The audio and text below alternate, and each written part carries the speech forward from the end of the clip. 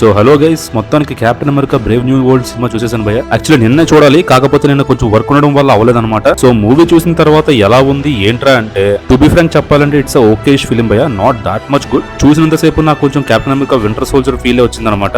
And మూవీలో red Hulk రివీలేషన్ sequence లో పక్కన పెడితే హై ఇచ్చే మూమెంట్స్ ఒక్కటి కూడా ఉండదన్నమాట.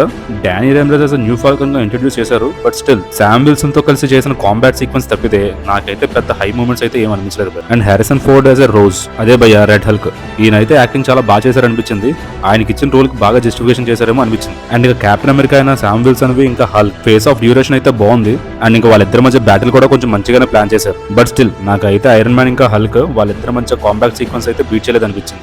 ఓవరాల్ గా మూవీ అయితే ఒక పొలిటికల్ డ్రామాలో అనిపించింది భయ్య నాకైతే. మెయిన్ స్ట్రీమ్ మూవీస్ లో రిలీజ్ చేశారు, బట్ హాట్ స్టార్ లో రిలీజ్ చేసిన సరిపోయేది అనిపించింది నాకైతే. సో ఇంతకీ మీరు మూవీ చూసారా? మీకు ఎలా అనిపించింది కింద కామెంట్స్ లో మెన్షన్ చేయండి.